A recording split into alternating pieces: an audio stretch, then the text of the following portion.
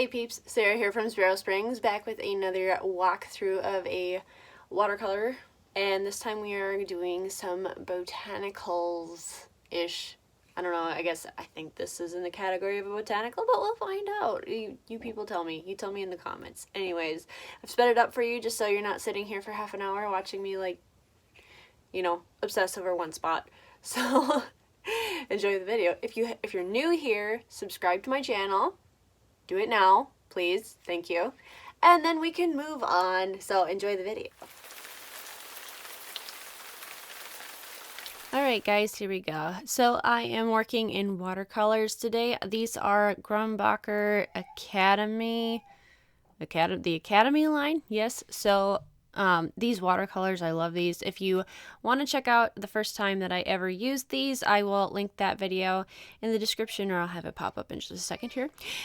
And then, so this one is part of a series of prints. So I'm working on a collection. Now this is going to be the biggest collection I have ever put out. The plan is to do at least 50 different designs of printable artwork that basically you purchase the design and then you get the digital file, and I get to sell it to you super cheap because I want to be able to make stuff affordable for you. And then you can go and you can have it printed wherever you want and have it done however you want. So that's kind of the vision for this. So this is part 1 of 6. So more of kitchen wall decor, but I love watercolor and I'm fairly new to it, but I'm absolutely loving the techniques and everything for it. So with this one, I have gone ahead and mixed my colors ahead of time just to kind of save on time for the video, so I'm not just boring you with excessive color mixing and whatnot. Now, if you are interested in learning how to mix colors, I have a series of videos that are coming out, and I will link that one here as well. So keep an eye out for that. Now, these are all just kind of some of the more common herbs and whatnot. It was actually it was difficult to actually choose just 6 of them, but I actually recorded my first one, and this was a painful experience, but I've been recording on my phone, and my husband happened to call me when he was on his way home, and it stopped recording, so I lost pretty much the entire recording. I got like the first 4 minutes, which was basically just me mixing colors, so that was majorly depressing. But I recorded this one. Anyway, so yes, I've pre-mixed my colors, and I just laid in a solid color down just because I want to get that really nice light green in there. Obviously this one is sage, so this one's kind of fun. Honestly, I love sage. I love the smell of sage. And I don't even know if this is the same kind of sage that you can eat, but my family would go hiking out in the Badlands every summer, and there would be like sagebrush kind of thing, and it would just give off this lovely, wonderful smell. Now, do I actually use it for cooking? No, I hate cooking. Does my husband's weight reflect my cooking? Yes, it does. So there's that. But so this was a fun little painting, and this one actually went fairly quick. The one that I did the first time, I don't know if it was just because it was the first in this series and I was getting a feel for the style or whatnot, but that one took me about an hour, and this one really only took me about a half hour. So that's good. That's good. Efficiency. Love efficiency. I don't know if you guys can hear my son in the background. He's playing with a rattle, and my husband, I assume he's playing with him because he's not crying. So all good stuff. All good stuff.